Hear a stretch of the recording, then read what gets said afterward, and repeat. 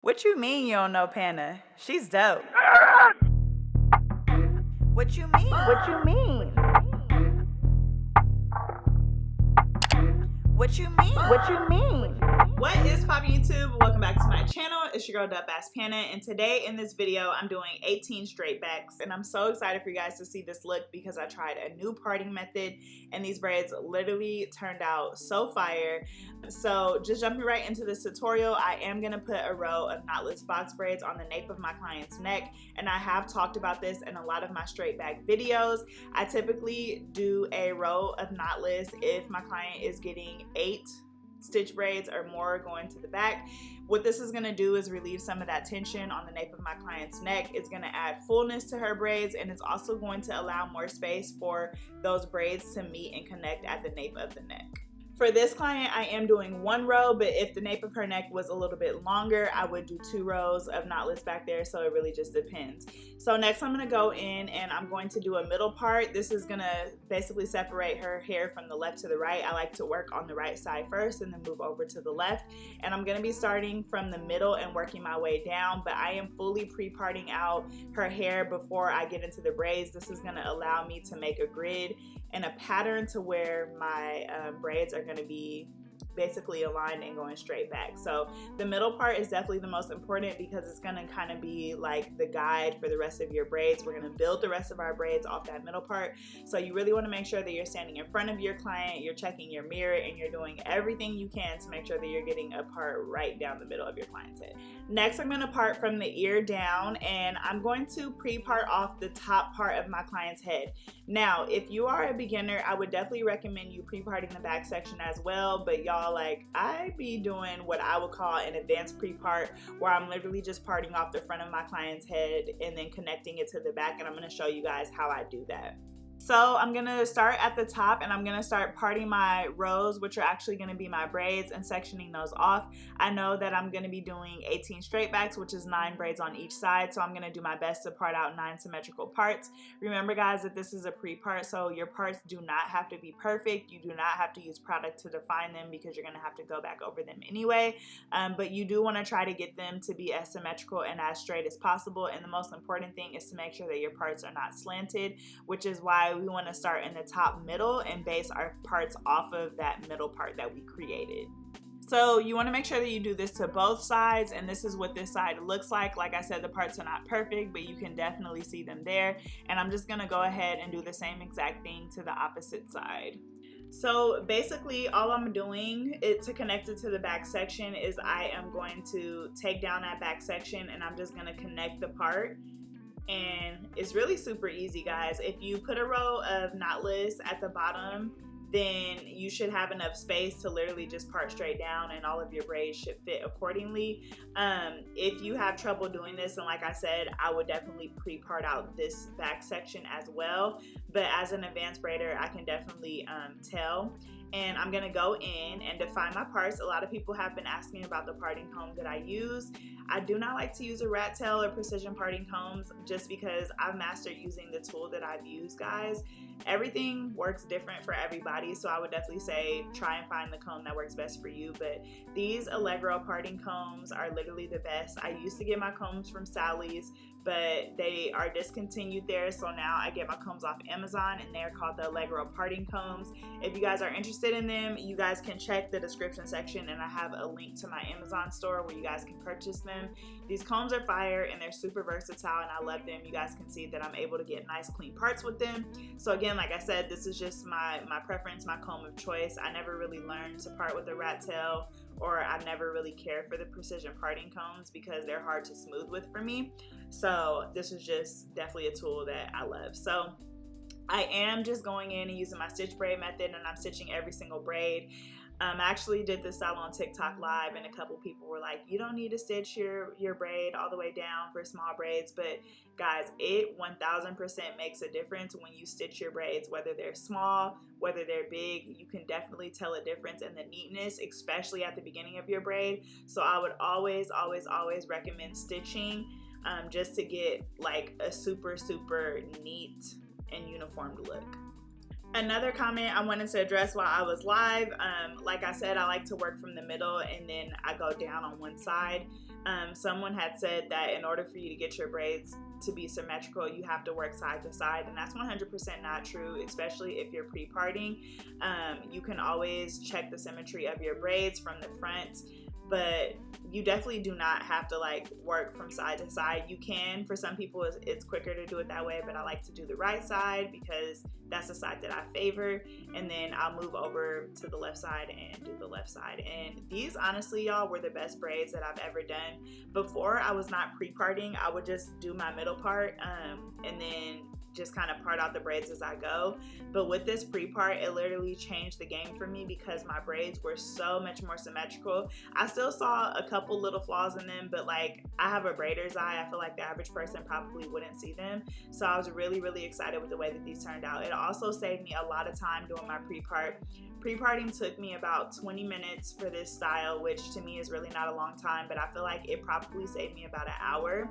These braids took me a total of 3 hours to do, and I remember I did 20, maybe like 22 straight backs before on Amani, and it took a really long time. So maybe like 4 or 5 hours. So 3 hours for me was really good timing.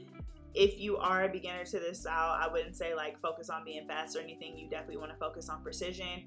But for me, as an experienced braider, I am like someone who likes to be efficient when I'm doing hair. So doing these in 3 hours was really impressive to me, especially for how neat they turned out. So I'm really, really excited about that.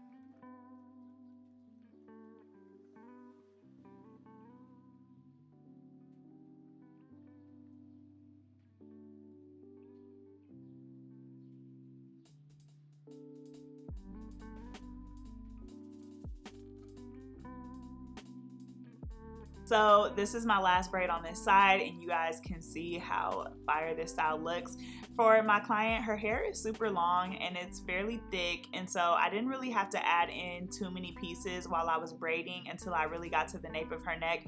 But you guys can see this braid over the top of her ear. I did add in a couple more pieces because our hair is typically thinner right here in this area. So a lot of people sometimes ask, like, how do you know when to add pieces? And you just really need to pay attention to the density of your client's hair and just really honestly look at how your braid is forming, and that will determine and tell you when you need to add pieces. So right now I am pre-parting out the opposite side. You can definitely do this before you start the first side, or you can do it as you go. This time I chose to do it as I went. And this pre-part was like a little less perfect than the other side, but like I said, I just kind of made a mental note and was like, all right, I need to fix this area or fix that area. But if you are a beginner, I would definitely go back and correct it right there in the moment.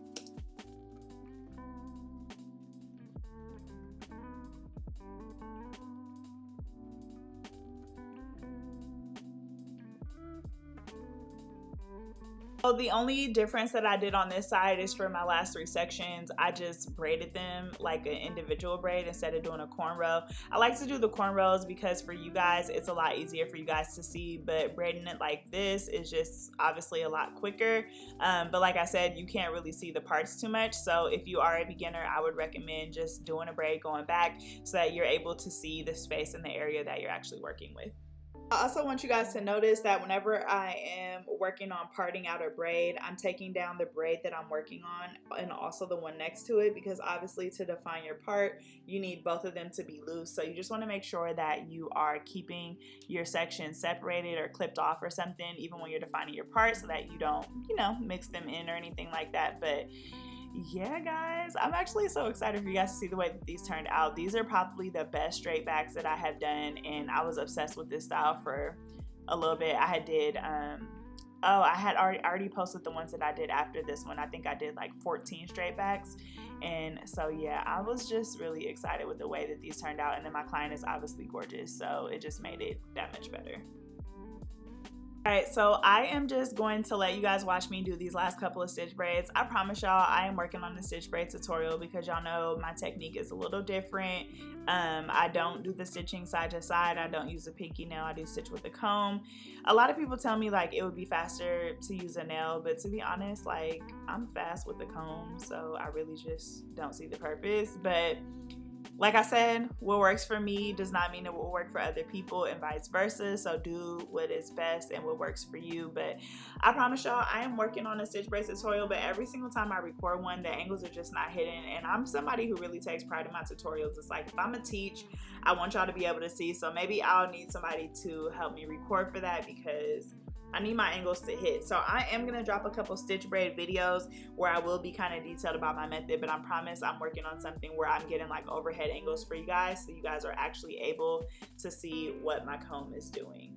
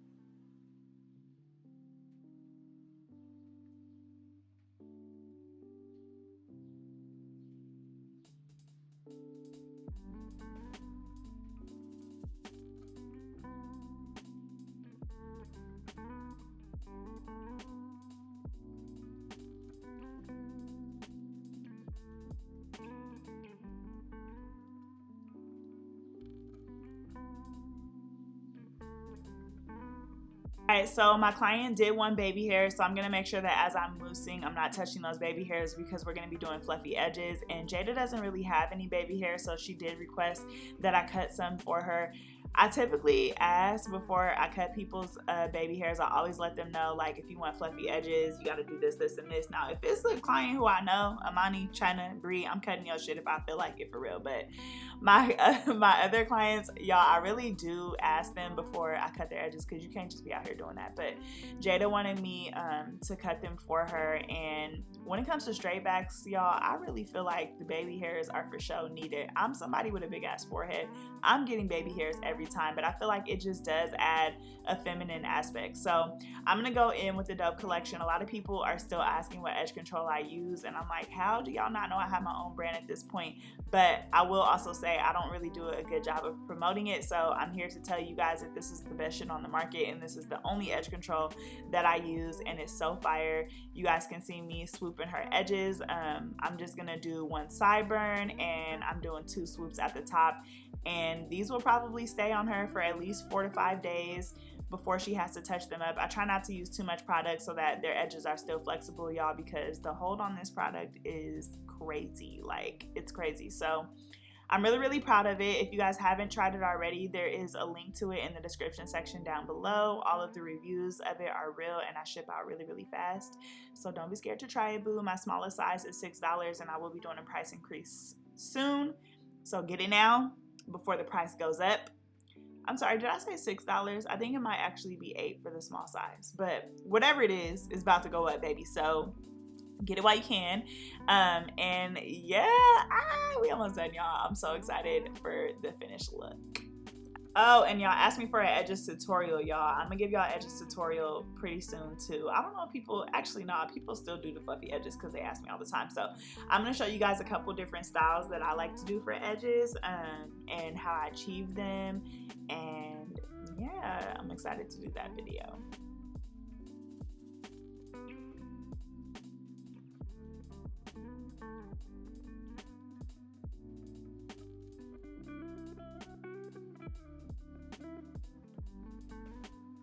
All right, y'all, so here we are at the finished look. Y'all cannot tell me that these braids are not literally so fire. I'm super obsessed with them. Like I said, these are probably the neatest straight backs that I've done, especially for how many I have done, and I'm just so amazed. I love these. If you guys love them, drop fire emojis in the comment section down below for me. As always, thanks so much for tuning in. If you guys want to watch the live replay, I will definitely upload that. And as always, I will catch you guys in my next video. What you mean you don't know Pana? She's dope. What you mean? What you mean? What you mean? What you mean?